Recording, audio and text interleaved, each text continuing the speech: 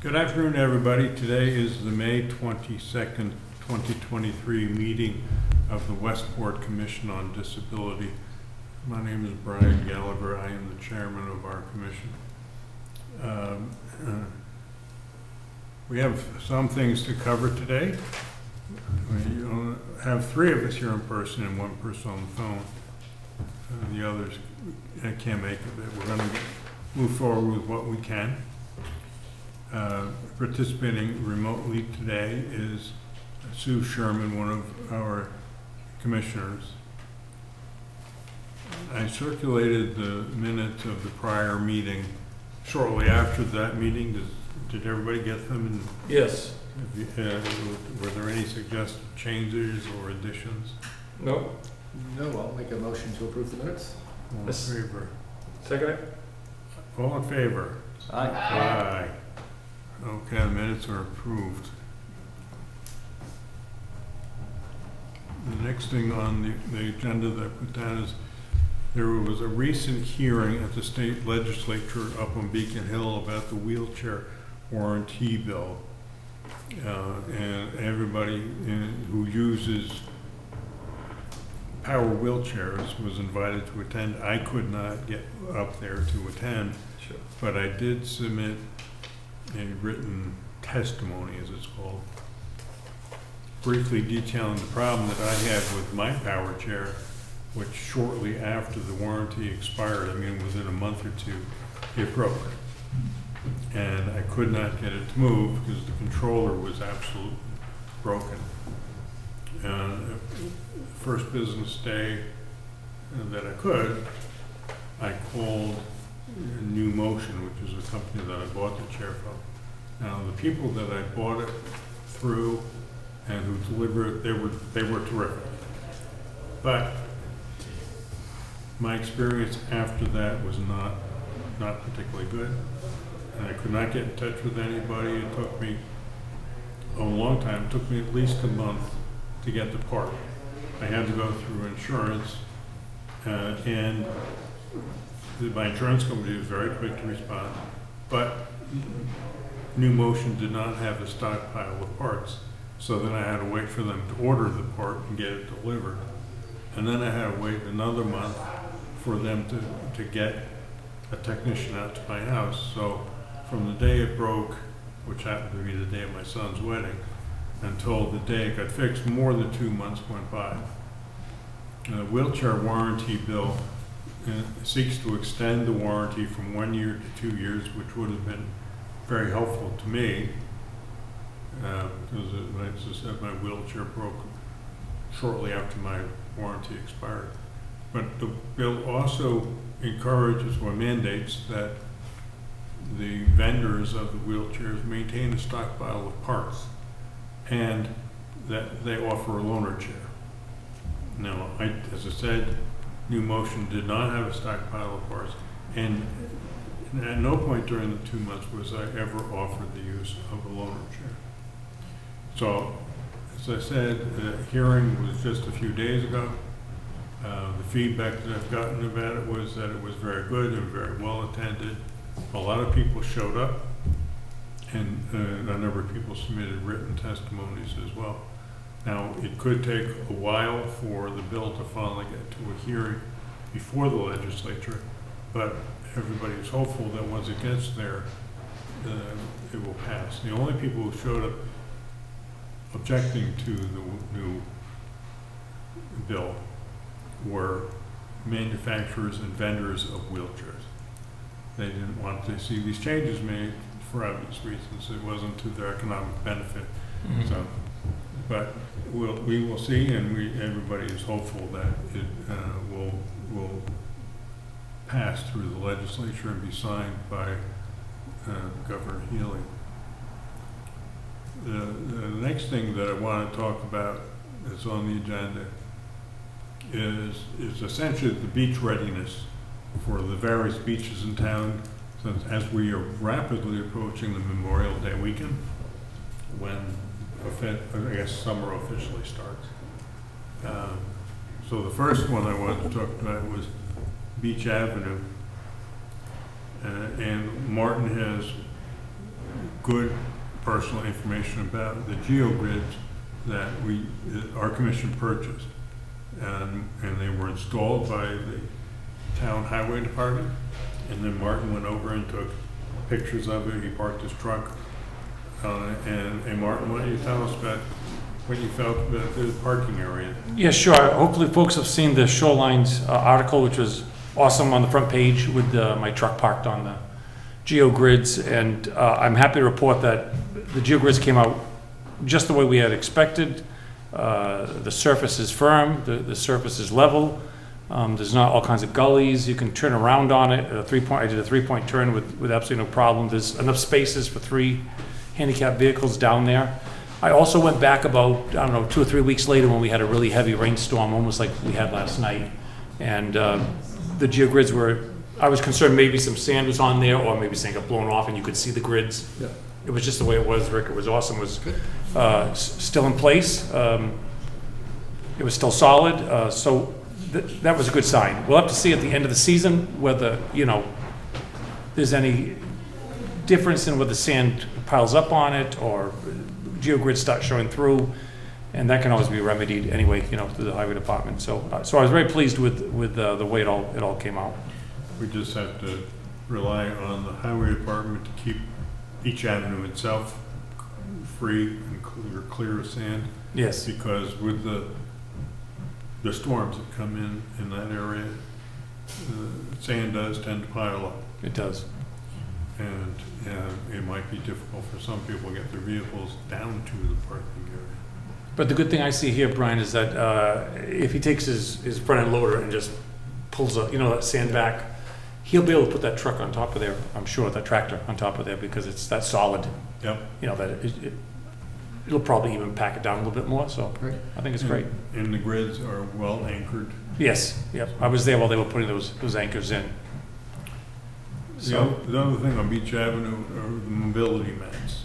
yes, And Martin went down after one of the storms in the fall that really eroded that area.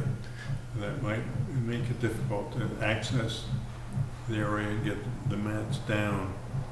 I've had several conversations with Ross Moran of the Land Conservation Trust, and he has had conversations with Martin and with Chris Gonzalez of the Highway Department.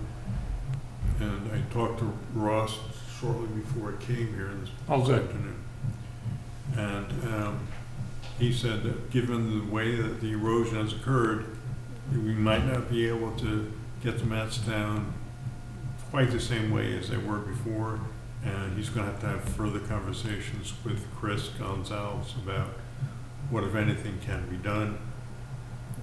Chris said, well, ideally you have to move several yards of sand, but that opens up a whole other set of right. issues.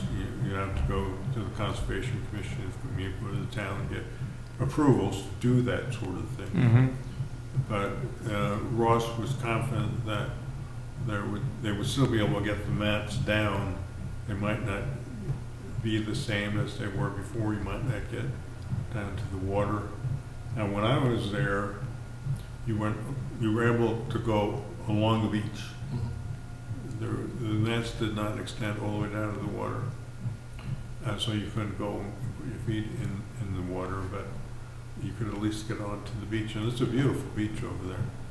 But given Mother Nature and the way that storms erode things, we'll have to see what, if anything, Ross can do. He said he would call me within a day or so. Good. With some recommendations. Yeah, Brian, the last time I had spoken with, I was there with Sean from the beach committee. Ross was not there. Chris Capone was there. This is when we were talking about the grids at the same time. We looked at that area, and they felt that they could put them down there, but I think they're going to have to put a little, it's going to be tight. You know what I'm saying? Yeah. Maybe get one wheelchair through there, and that's just about it. Not two at the same time, obviously, So they would have to put the Moby mat, from what I can see, on the beach grass. If they don't move the beach grass, which we're just talking about, that's not going to happen. So I don't know exactly. Chris Gonzalez felt it was doable, but Ross is the one who puts them down, so I don't know I'm glad you talked to them, because it was kind of up in the air. They all felt it could be done, but they weren't sure exactly how they were gonna get that done. Well, and everybody is mindful of the fact that there are rules and regulations that have to be followed in situations like this. So Mhm. they will talk about it and see what they can do. It's kind of a little disappointing, because we've got the, the parking lot Yeah. done, and now you can't get on the beach. Yeah. But, hopefully, something can get to a point. And even if you could just roll up there and right before where the rock, that gigantic rock is, and the grass comes, from the roadway, to watch the waves pound up against it. I mean, it's still a view there, you know what I'm saying? But if you were to sit on the beach, it might be a little tricky to get in there. And even if we can get in there this year, I wonder what's gonna happen next year. I mean, I think every year, Brian, you're right, it's gonna just keep changing.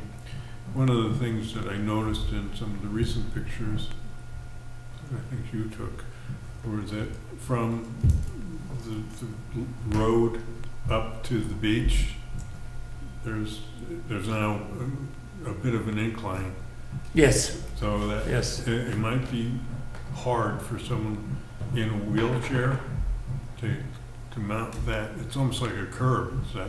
It is. So I don't know what they're gonna do about that. I remember telling you guys that there's a big section of maybe a 2x6, 2x8 fence that was there. Remember, then you put your Yeah. wheelchair through. Well, with your wheelchair facing the water, facing that Moby mat, to your left has been knocked down. And that area actually, that fencing has been knocked down. I don't know if somebody hit it with a car or what. I'm assuming they're gonna repair it. But my point is that area there is easier to get up. So Yep. it'd almost be better if they could make the pathway there, but I don't know if they're gonna. Yeah, that's. Yeah. There was some discussion years ago about Beach Avenue when there was a big town meeting and people showed up and drove. A lot of people showed up because they wanted to have their voices heard. But just before the meeting, there was some discussion and some agreement. And what was actually decided, they would leave Beach Avenue as an open roadway, which was good because it is a town road.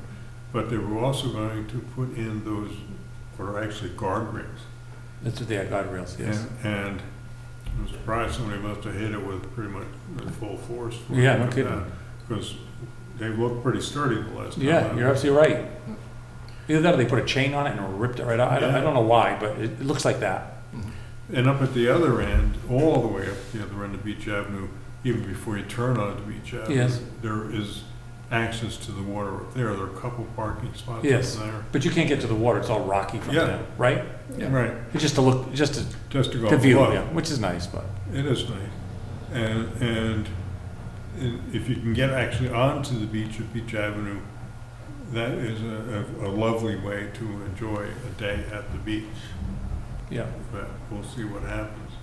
Brian, while we're talking about that, you're probably gonna you might segue into that State Beach, having to do, may I bring that up now about Jeff Bull's letter and talking to the Yeah. gentleman? Yeah, I do have it on my. Did I jump ahead of you? I'm sorry if I Yeah, did. sure, go ahead. My point was this, that if we lose that access to Beach Avenue, I mean, from the weather, and we can never get back on, I was pleased to hear about the accessibility that's over the State Beach for handicapped folks. You can get them for free with the handicap placard, and now they've put, I don't know, it was $3 or $4 million worth of upgrades, and the snack bar area, the bathrooms are all accessible. I told you there's a wonderful asphalt walkway that you could roll your way up and down at least 3-4 miles from the campground all the way up to the dunes on the other end.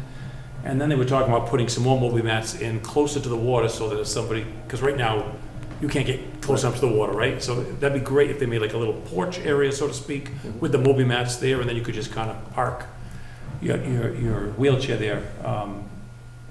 I was just pleased at how accessible that is, and I hope people take advantage of it and understand that. I went over there with my wife, and we went up and down that walkway. And it is, now that it's been paved, it's a lot easier to get from end to end. You don't have to negotiate some of those ruts that were in the prior. Oh, was it, I never saw it when it was unpaved. Was there still a trail there, but it was unpaved, is that what you're It saying? was a trail, and Yeah. parts of it were paved, but the parts that were paved didn't abut each other, so there was maybe a 3 or 4 inch rut, and you had to try to get your wheelchair through them. So whenever we got to it, my wife would spin me around and go, backwards Yeah, through that. But you can go from the one end all the way up through the campground, yes, it's amazing. and then to the end up there when you actually get to whatever road that is up there. Yeah, that's, I forget the name, it's a beach, it's in East Beach Street or something like that, where there's no parking there, Right. right where that gate is. Yeah. Right, but as you said, you get free access if you've got your handicap plate or handicap placard, and then there are numerous handicap spots. Right, so it's not like you're fighting for 3 of them at Beach Avenue. Plus, You know what I'm even if you drive in and the gate to the beach is closed, Yes, there is a paved walkway that goes around the gates, oh, so that if you're in a wheelchair or in crutches, or you can go around the closed gate and get up to the beach, get up to the walkway. If you want to go up and sit, or just walk up and down, or travel up and down on the walkway, it is quite lovely. they really done a nice job and made it quite accessible. And when Jeff sent out this email that I think everybody read about, he was not aware, when I talked to Jeff on the phone about this, he was not aware of all the accessibility. He didn't realize that it was free with a placard to get into the state beach. And that's why he was looking for this day pass for handicapped. And I think I sent you guys the reply. Yeah. When I the saw Jeff, the reply, I didn't see his original email. oh, okay. This is his original. This was kind of short, but just to give you an idea of what he was suggesting. And the gentleman, Jeff, I guess he's a supervisor there, said they could not support the idea of a day pass, which made sense. Yeah, well, particularly since you can get in for Right. free, and you can wander up from. And I think that's why. I think Jeff didn't realize that, you know what I mean? And he was looking to see if there was some way we could utilize that area, but why even bother? So I don't think we should pursue that. So, no, I don't either, Okay. and I fully understand the position that the gentleman is taking. And one of the things you did mention that I want to highlight is the fact that the facilities have all been upgraded, so there's handicapped bathrooms, Yeah. handicapped accessible bathrooms, ramps to the bathroom. Yeah, So, if you want to go and spend time at the beach without paying a lot of money, there are options in town, and Oars Neck Beach is very close. now, to bring up something kind of interesting, if we want, we wanted to stop more trouble, I took a little ride over the causeway to go to Gooseberry Island. Yeah, And there's 2 handicap spots there. right, But what's interesting is, once you get out of the handicap spots, where do you go? You can't get on the beach. right. So I was talking to Jeff about that, and I said, that would be interesting if they had Moby mats going to one section there. Like, there's I don't know if you guys are familiar with it, but there's a boat ramp. Yeah. So you could put a Moby mat to the side of it, which is probably the best idea, because there may be a car with the boat trying to use it at the same time somebody else is using it. But if you're staying at the boat ramp, to the right of it is an actual pathway that people have made from walking that wouldn't take much. I mean, it's probably about this, maybe a 1.5 feet wide, but to make it wider, it goes right to a nice area where they put Moby mats like this gentleman at the State Beach were talking, where you made it wider, you could put your wheelchair right there, and boy, that'd be quick access. So my thought was, I wonder if it's worth talking to the state about that. Can we get some Moby mats over there? Because that's such a beautiful beach, it's free, and there are handicapped spots to it, but nobody can get on the beach who was in a wheelchair. And last but not least, to start double trouble, I walked all the way to the lookout tower. Ooh, that's a long way up Yeah. there. It is, yeah. And that used to be, what's that?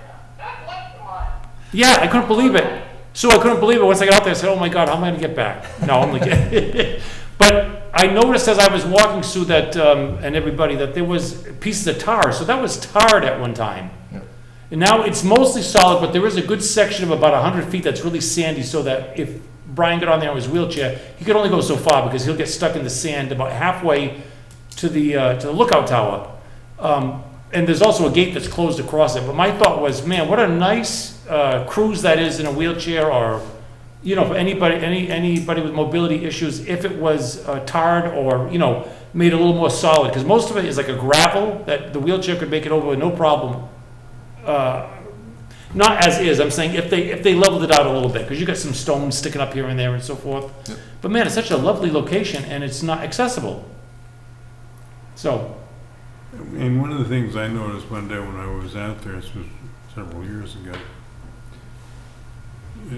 as you drive on, to the left is the bay, Buzzards Bay, but to the right, it's really Rhode Island Sound that comes in, oh, is it? and the water is different, Yes, the waves are different. that's right. The wind, when the wind is blowing, you know, you're like, the bay is calm on one side, and you get the experience of being actually at the ocean on the other side. It can be a lovely spot. I used to go out there around lunchtime, and a lot of people would just go out and sit in their cars. Right. And enjoy the afternoon out there. So if I get your permission, I'm gonna write to this gentleman that we've been talking to about this day pass thing, Yeah, and just see if that, just throw out an idea. If he says, no, we can't support it, well, that's fine. I'm not saying to push it forever, but, why not even ask that? Because I think it would be minimal cost to put a Moby mat out to the beach there. And you just said yourself, Brian, it's a lovely area, and it'd be nice if you could access it more than just the parking lot. and I understand that the gate is now open again. Yes, Out to yes. Gooseberry. Mhm. So, They were talking about they didn't know for a while when it was ever gonna be open, but I guess it wasn't as badly damaged as they expected. that would be nice, another spot to go. And one of the other things that we have is East Beach, but you just go and park there. You Right, can't get down to the water, but yeah, you can at least park there Right. and look out at the bay. yeah, that's pretty, But you should keep in mind that if you're gonna park there, you have to have a beach pass. And if you're gonna park in the handicap spot, you need both your handicap placard and a beach pass. And just at East Beach, Beach Avenue, you're gonna need a beach pass That's too true. if you wanna go down there. That's true. And- but if you go at Gooseberry, you wouldn't need that. Right.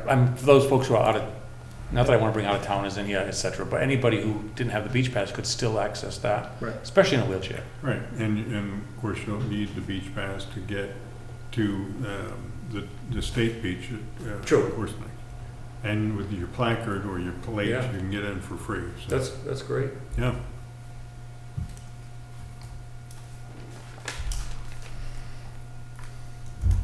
Now, since we're talking about beaches, I know you're gonna move on to the next one, Brian. I talked to Chris Gonzalez about Baby Beach, North Beach, Yep. and I talked to Sean because Sean was saying that, as I mentioned to you guys, where the Moby mats were last year has washed out and will probably always wash out when there's a major storm. So Sean had no problem with some stone, I think he's talking about gravel or maybe pea stone, at the very beginning where it washes out, because I guess the water comes from the parking lot and then goes down Yeah. to the water. So Chris said he was going to do that, and I asked him if he'd call me when he was doing it. He hasn't called me, so I don't know if it's done yet or not, but I'll call him, and he may have done it without me being there, Right. But he was aware of it, and he was ready to move on it, but he hasn't called me about it, so I'll give him a call after this meeting and see if he's finished it or if he's gonna do it at least this week, Please, because we have, just a few days. until Memorial Day weekend. And I told you that Sean said they I don't know where they are in the process of getting the picnic table, but he's very well aware of it. I've bugged him several times about it, so I don't want to keep bothering, but it's coming, let's put it that way. So whatever's holding them up, whether it's, the supply's not there or they haven't put the order in yet, but they're very well aware of it and they're gonna put that table there. Because can be a very nice place to go. Yes, You can take your family over, spend the time in the water, sit at the picnic table, have some lunch. And it's a very peaceful it setting. is, nice and quiet, yes.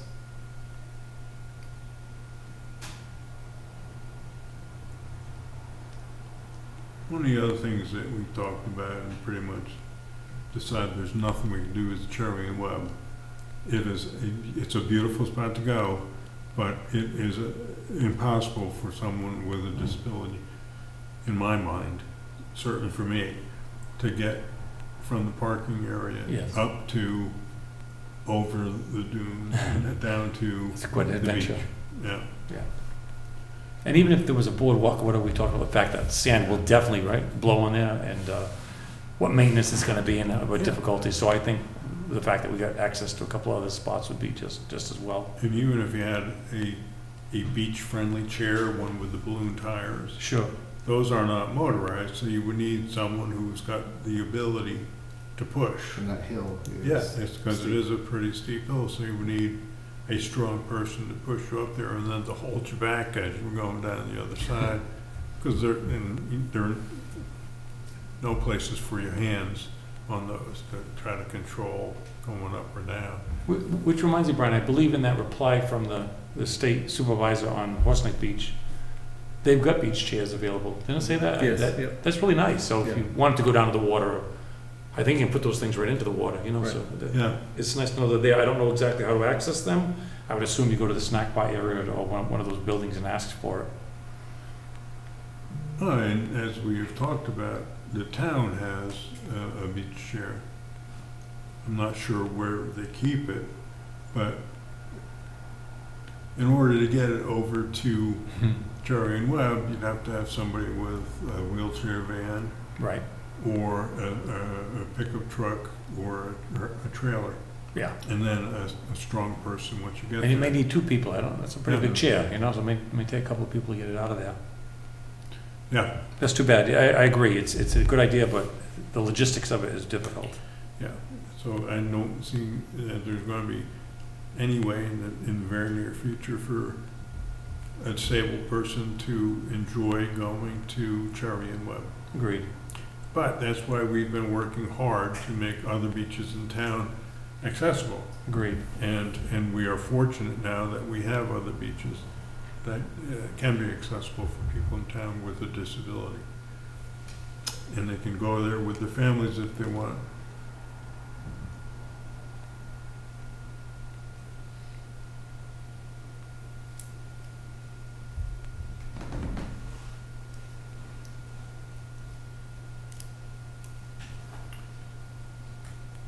In the conversation I had with Ross before I came over, he was talking about the continuing improvements that are being made over at Westport Woods. Oh, yeah, that's right, yeah. They have a trail over there that is, when I was there months ago, was only half completed. Sounds like more work's been done. It's not completely finished, but they're working on it. They hope to have it all done shortly. I mean, the initial projection was months away, and now I think that they've made some more progress than they thought they were going to be making. I was over there and did the half part that was already completed, and they put down a special gravel that had a binding agent in it so that it was easily accessible for someone in a wheelchair. And I enjoyed the experience, and my wife didn't have to push me around for the entire Nice. half a mile or whatever it is. We recently had a visitor, my niece came over with her two small children, and they were looking for something to do, so they went over to Westport Woods, and there's apparently a great interactive part of Mhm. the trail for kids. Mhm.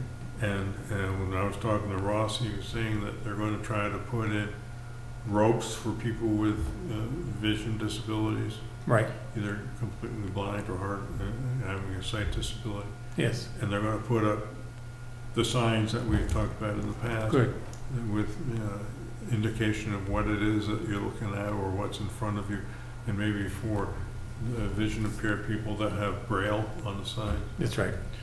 So, Ross is doing a lot of stuff over there to make it a resident-friendly place to go. So you can go there with, your family and your friends and spend some time. It's a great place to go, It is. and there are a lot of things to see. And Done a great job. He called me, he emailed me maybe 2 months ago, asking if you guys recall, I went up to the Perkins School for the Blind to look at some of those All Access trails. I went on a couple of the Audubon Society All Access trails. The ropes is a great idea. It can be easy to do, or but if it's done properly, you use good marine grade steel cable that has that plastic over it, so that it will weather. Or you can put regular rope, but then you have to maintain it as well. but he was asking me if I knew what to do. I guess there's a gap at a certain point. In other words, if you're on this trail we're talking about at Westport Woods, so when you get here, it stops, and then maybe there's I don't know if there's a right to go on a regular trail or whatever it might be. Mhm. And then it starts again, let's say another 10, 15 feet. How do you Transition. transition from there to there? Yeah. So I called Audubon Society. They were saying they use an audio thing so that, you know, while somebody who's blind is or sight impaired is going on that trail, they can talk about the different trees and so forth and so on that they're going by. But when they get to that spot, they would say, and now there's going to be a break of 10 feet.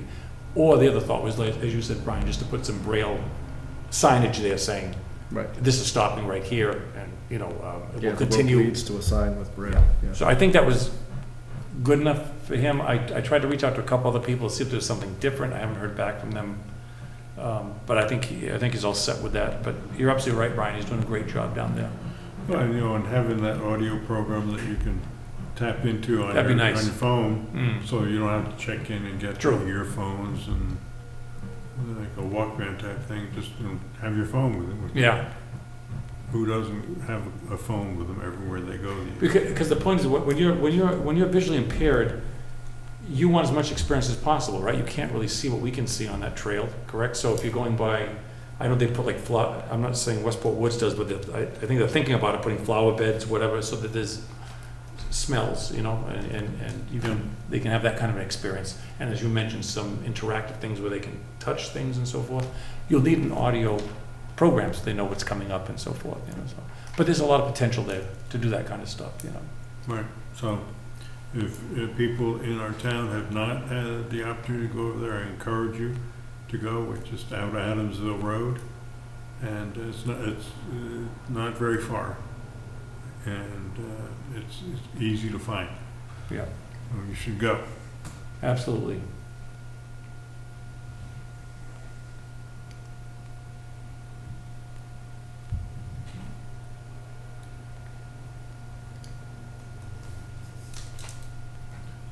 Has anybody thought of any other things that we can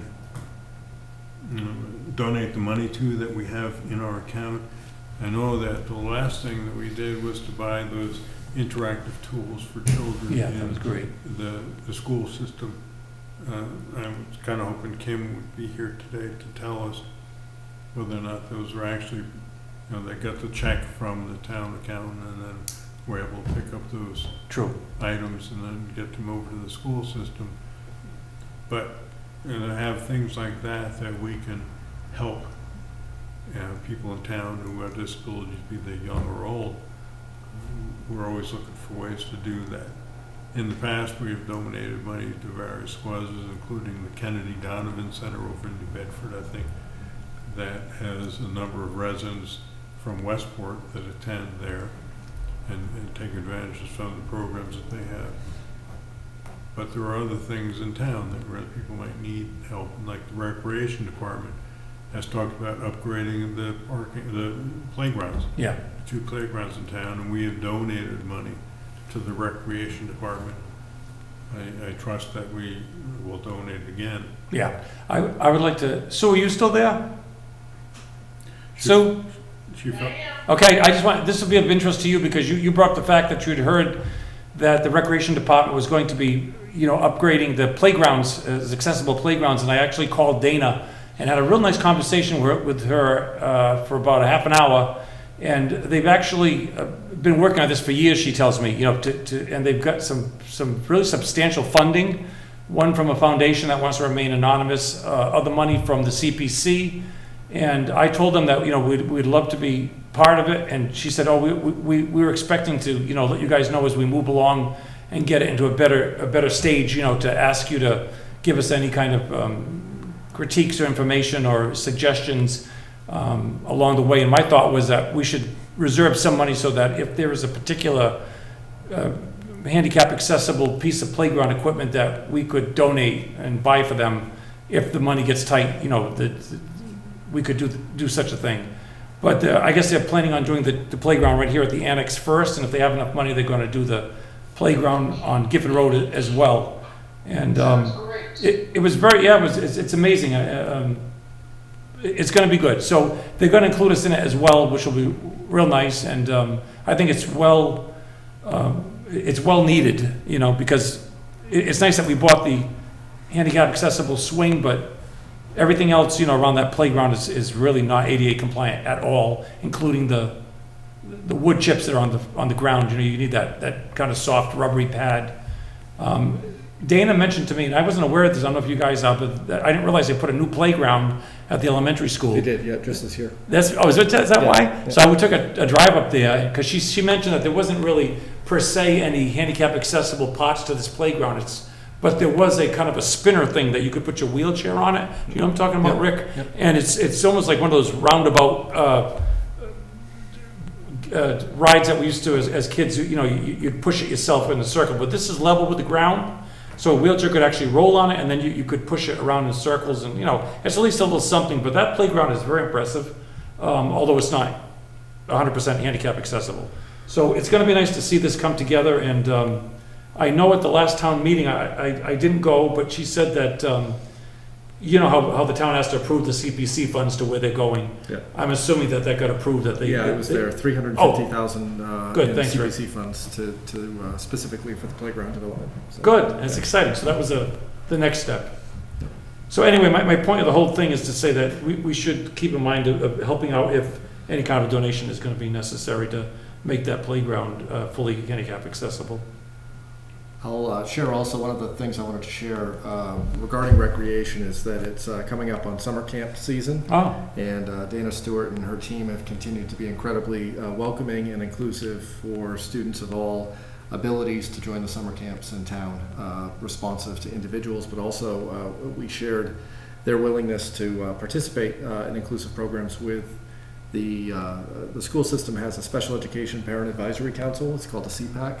And Oh. they're starting to rebuild the participation in that, and so that information's been shared with that group, so that if there's other families that weren't previously aware that recreation is supporting programs, if they've got a child that needs additional assistance or an additional aid or represents a flight risk or whatever the need may be, that Dana Stewart and her team are willing to support that in whatever way is necessary, and that's using the funds that we donated last year. nice. So. Yeah, good to see that they're being used. Yeah, it's definitely being used, and I know that there are a number of students that are going to be able to attend summer camp this summer, and the additional help is helping to be funded by the funds that we provided last year. So Good. it's definitely going to a good use.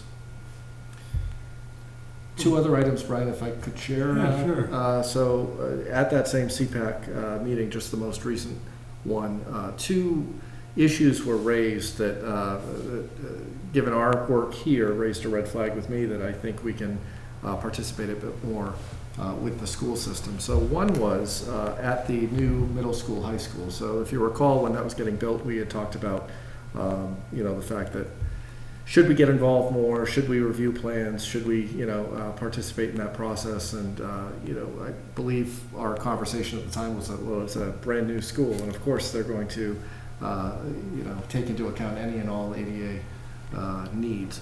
Well, one observation that a parent pointed out at that meeting is that something that's seemingly simple but overlooked was the bleachers in the gym. They had hosted an event a couple of months ago now, the Harlem Wizards, and it was a basketball game, fundraiser, and lots of kids and lots of families come. A child in a wheelchair had to sit to the side because they don't have any bleacher sections with a The cutaway, is that the what they do? cutaways. Yeah, okay. They're just full bleachers, and that parent had pointed out how another local town had to replace all their bleachers because of a simple oversight like that. That's required. Yeah, so they were concerned about that, and the other concern that was raised was one, without getting too much into particulars, but it was a child with mobility issues that's in a wheelchair at one of the schools, and was having some friction with the school about how accessible the classroom was. There was only a small section of the classroom that child ultimately had access to versus their peers, just because of crowding in the The classroom. way it's set up. And the way it's set up, Yeah. and frankly, just too many kids in that one class, in a separate class, is my understanding of it. So, a couple of things come to mind. One reminded me that we should stay active with those, but I think also that talk has come up recently about reviving that ADA transition committee, Yes, and those two things alone really that's an show the- update, that's an update right there. Yeah, it shows the importance of it, and if nobody's gonna push it, then we need to push it. Yes. I think in terms of getting the town to respond to that transition committee and raise some of these issues and make sure that they're on the forefront. Because the parents at that point really didn't know where to turn, Interesting. and, weren't aware of our commission and what we can offer in town here, so hopefully we can be a voice of advocacy for them when it comes up. That's a great point, though, that we all thought and said, Well, of course There- they'll take care of it. Yeah. because it's all, it's all laid out with it, that you have to follow it, but you're right, you have to keep an eye on these things or else. So what's your thought about the bleachers? I mean, is there any area anywhere, Well, I think and it was just, I didn't want to pry, it was raised as a concern, and it was, they, weren't sharing too many details. I think it would be worthwhile to follow up with the school department Okay, and see what the accessibility plan is for that gymnasium, because maybe the thought was we don't need cutouts in the bleachers because we've got access in these locations. But, yeah, I don't know, so it's worth asking them to see if they've got an answer to it, but if they don't, then that's something that I think, needs to be addressed. okay. So, Yeah, that's very disappointing Yeah. to hear that the brand new school, it wasn't thought, which, drives me to now think about, what do we have for accessibility in case of an emergency? Many years ago when I was there, I purchased vac chairs for, the two schools when I was a physical therapist at the schools. Purchased the vac chairs for the middle school and high school and did education and drilling, with the teachers and the aides that had kids that may have had mobility issues, to be sure that they understood how to do an evacuation chair, how to move a child with mobility issues from the second floor to the ground floor to get them out, how to safely transfer them. And that's really concerning to me. If they didn't do that, can we assure that they have those chairs in place? So maybe we need to, I had reached out many times to the building committee when that new school was being built, and no one reached back to me, multiple times. Well, I think now that we've had that issue raised, it certainly gives us an entry point where we can start with that and then follow up on some of these other items. And I think, like I mentioned a few minutes ago, it may be the push that's needed to get the ADA Transition Committee reactivated, meeting again, and get the town, if we can raise that there's some legitimate gaps, even in some of the newest buildings in town, the newest building in town, then where else do we have gaps? And if we're not meeting and facilitating those conversations, then how can we ever hope to get those addressed? Do we know if the parent of that child that couldn't sit in the bleacher area has brought that up to the superintendent or school committee? In other words, should we not support them and just be another voice saying, we'd like to see this resolved? Yes, they alluded to having brought it up, and I wasn't sure what the resolution that was offered was at that point. Do you think we should reach out to them? I am trying to reach back channel through the CPAC to them. Okay. Before, maybe they're already on their way to a That's what I'm resolution. saying. and We then don't if want to jump in and yeah, say, exactly. So, but I think it is something for us to keep an eye on, Yeah. and to make sure that people in town know that when they do have concerns like that. that- I don't think we're going to have time today to, I'm just bringing this up, Brian, you tell us what we have to do, but to talk about the transition plan, but Brian and I, for example, I sent you that video, Brian, which I don't know if did you get to see any of it?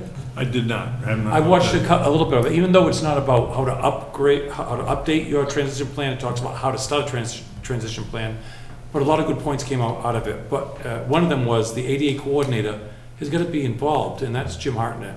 And I know Jim's really busy. I'm not even sure that Jim has the proper training on it. We need to look into that, because even before we meet to do the transition plan, we've got to have an ADA coordinator who has some expertise. My point is, it doesn't have to be Jim, and I'm not taking this away from him. I'm sure he's got plenty on his plate. He'd probably be very happy if we did. But I think we should bring this up at the next meeting and spend substantial time on talking about moving forward with that transitional plan and getting Jim to come meet here with us and decide whether he wants to continue in that role, and if he does, you know, what trainings he can take. There are a lot of 3, 4, I think it's a half a day training Yeah. that at MAUD, Massachusetts Office of Disability offers, or we can think about somebody else. I believe it has to be an employee of the town. But anyway, so that was, one of the things was in this video that I shared with you, Brian, was this gal who was a planner for Randolph, for the town of Randolph, had absolutely no idea what to do as an ADA coordinator, and did a lot of, you know, research on her own and how to get there and so forth. And the idea was like, you just don't want somebody in name, you know, you just don't want to say, okay, we got an ADA planner, good. We need somebody who's going to be active. They're supposed to be the person you go to when you have complaints like this. Right. Somebody should go to Jim and say, hey, we're complaining that the bleachers are not available, or the classrooms, and then he's supposed to come to us, and we all work together. So we get some work to do on how to coordinate all these different sections here and get that transitional plan going again. And there are funds available through the state if you have something that you want to have done through the Disability Commission or for disabled residents, that you can't just go to the state and say, I want some cash. You have to develop a plan, and Yes. you have to submit it. And it might take up to a year for you to get within that cycle, have your request acted upon. So I'm sure that the cycle for 2023 is probably come and gone, but, It starts in August, I believe, for 23, 24, or whatever. okay. So I don't think we'd have time, because we need to have that updated, I would think. Let me ask you this question, Ryan. Do you know, can we get money to update the plan? I know you can get money to put the transition plan together when you first start. I don't know if they allow any money, or do we need money just to update it? I'm not sure. Yeah. And as I said, when I first joined this commission, I was given a copy of the current plan, and it's huge. You know, and it's got several pages and a lot of things in it that were addressed over time. But in order to update it, I think we really need to sit and talk about what we think we should focus on, like, it's a brand new school, and it's got brand new problems that weren't foreseen, and we Right. need to address it, and before, you know, that poor family has to pull their hair out or hire lawyers to Right. address it. Yep. You know, and maybe once we have some understanding of what needs to be done, you know, we can, as a commission, try to get involved and say, to the town, I guess it would be, or the school committee, changes have to be made. Right. And of course, changes that are going to be made cost money, and where do you get the funds from?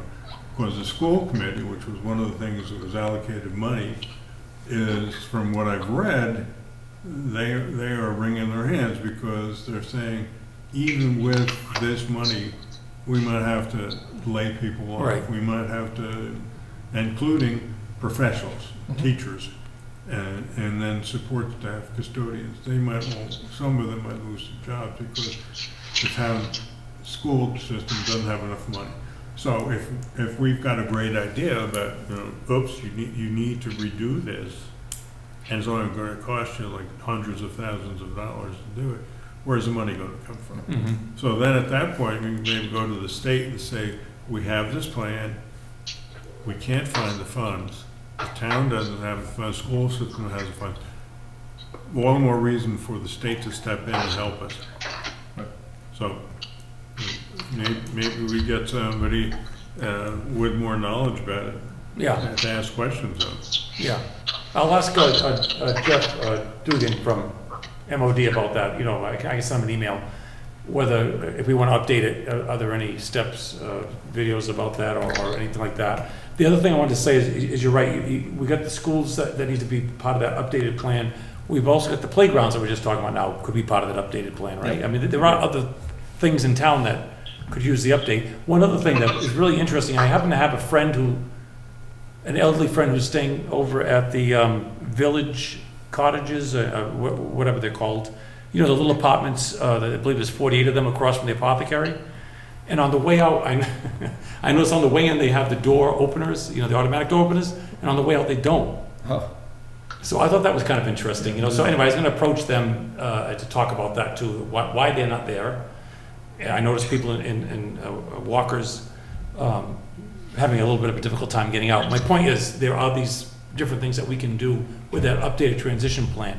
And the other thing about that transition plan that was in that video, Brian, that was very interesting was it should be a living document. In other words, we don't know where it is. We don't know how to access it. Well, I don't mean we. The town residents who might want to look at it don't know how to access it. You're saying it's this huge thing. Yeah. That must be difficult to deal with. And can we put it online? Can we put it into something smaller? Can we make it accessible? It really should be something that we don't look at every 10 years, but that's available to look at every year if you want to look at it, you know, so. Right.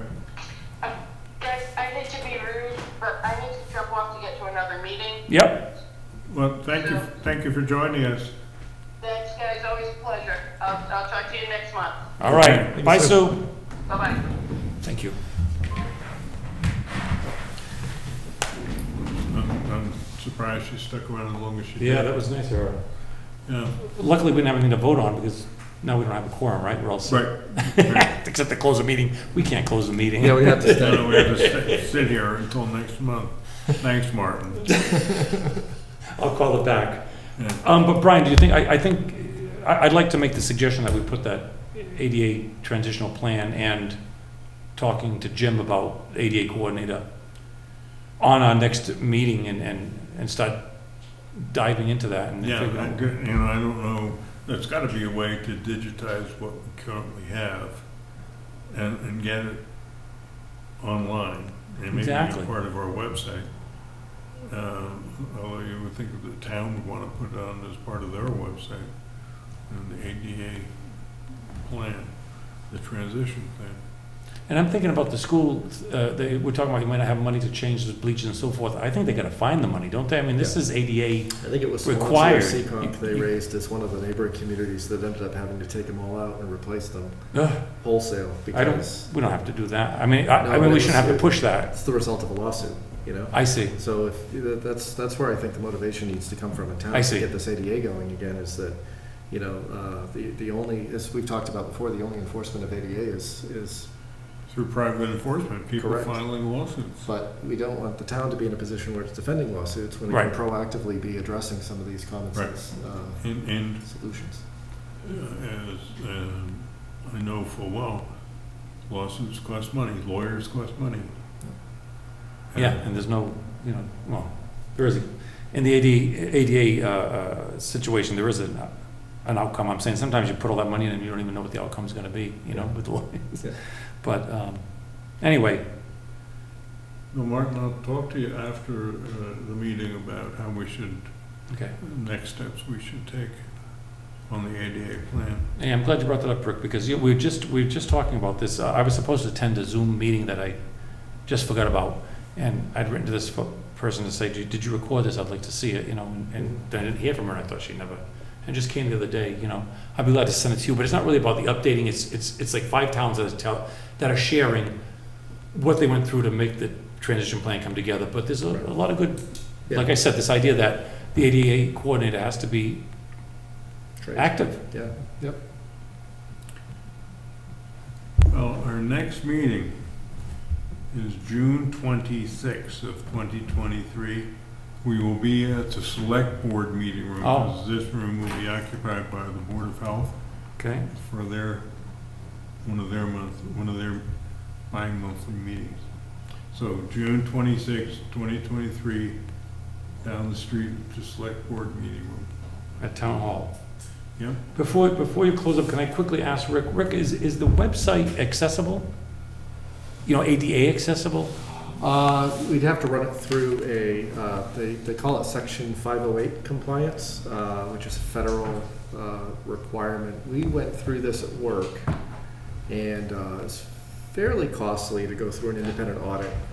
But isn't it required? I mean, it's, you know. It is required. The reason we did it at our business was because we do a lot of business with state and Oh, local I and see. federal governments, Okay. and they started to require that. And it's primarily for vision impaired people. That's what I thought. The idea is, The idea is that if you've got different buttons and different blocks of text, if you imagine a website with all these different sections, you're supposed to design it in a way with tags in the background that would allow a screen reader to get clues on what it should read first. So instead Oh. of reading the buttons all down the left, it should read the title of the page first. And it should know that those buttons are just for other links and don't read those out loud to somebody who can't see the page. Wow. Or that colors aren't going to be hard for colorblind people. You're not using colors that are in the range where somebody who's colorblind wouldn't be able to tell the difference. So it's a lot of little details, really important details. So it's not something you could do? We would need like a professional to do this, do you think? It's nothing we could do on our section of the website. It would be something for the entire website. Oh. I know the Westport website is run by what is it, Civic Plus. It's a government website by Civic Plus. Given that they focus specifically on government websites, You would think. you would think, I don't know that we verified, but it may be something that the town, maybe the town administrator, whoever is responsible for that contract with this Civic Plus, they could ask them for proof of compliance, because it's called Section 508 compliance. Okay. So- I think that would be kind of embarrassing that we are a commissioned disability and we don't have an accessible website. You know what I'm saying? I think it's, needs to be done. I don't know how to be, I'm just reading more and more about this kind of stuff. Every time I look at an article, they're talking about making websites accessible. And I think Massachusetts Office of Disability just had a workshop on that, you know, of how to go about that, but I missed it. I'll see what I can find out about the Civic Plus and then can reach out internally to see Yeah. if But like you said, you would think that, because it shouldn't just be they the focus on- commission's yeah. page, so to speak, right? It should be the It whole should be the whole thing. town. Oh, boy. The whole town. Okay. Yep, yep, They're not gonna wanna hear from us. yeah. Oh, my goodness. Okay. Well, if there's nothing more, we are adjourned.